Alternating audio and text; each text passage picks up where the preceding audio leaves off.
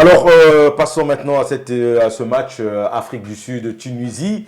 La Tunisie qui s'est fait bouger depuis le début de cette compétition, mais réussit quand même à toujours revenir et sauver sa peau. Est-ce que ça sera encore le cas face à cette équipe de l'Afrique du Sud qui a des flèches devant, qui va essayer de mettre un peu la vitesse dans le jeu pour essayer de surprendre cette équipe de la Tunisie? Alors, effectivement, je pense que ça va être extrêmement difficile ce soir pour les Tunisiens parce que la vitesse et la combativité, cette équipe de l'Afrique du Sud qui depuis le deuxième match est devenue extrêmement compacte et très homogène.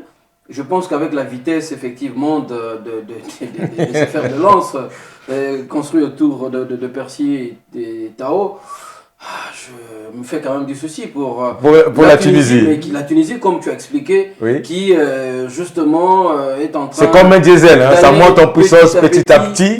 Un point, voilà. Mais c'est un point pour sécuriser les arrières et certainement peut-être remporter son match aujourd'hui et se qualifier tranquillement. Les Bafana, alors Marvin, face à cette équipe de la Tunisie, auront-ils la magie qu'il faut pour essayer de remporter ce match? Ben, s'ils nous livrent un match à l'image de celui qu'ils nous ont montré contre la Namibie, je pense bien que les Bafana vont mettre à mal cette équipe tunisienne parce que ils ont quand même d'excellents joueurs qui évoluent en Afrique, à l'instar de Percy Tao, à l'instar de Zouane, Masseko et autres. Ce sont des joueurs qui découvrent, à part Percy Tao, les autres joueurs offensifs, ils découvrent pour la première fois la Coupe d'Afrique.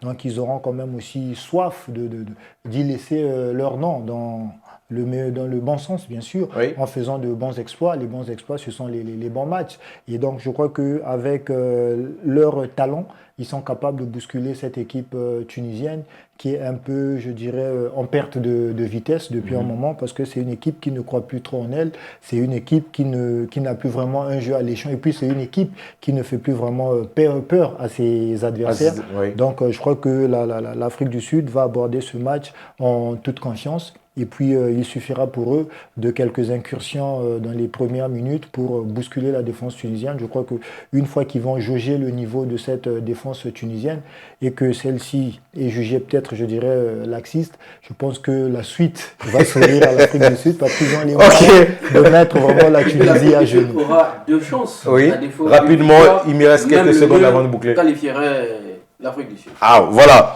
Alors, mesdames et messieurs, merci de nous avoir suivis. On se retrouvera après la newsroom de 19h qui sera présentée par Christine Silou, je voulais dire, je vais y arriver, pour le débriefing de ces matchs qui se joueront à 18h. Au revoir et à un peu plus tard.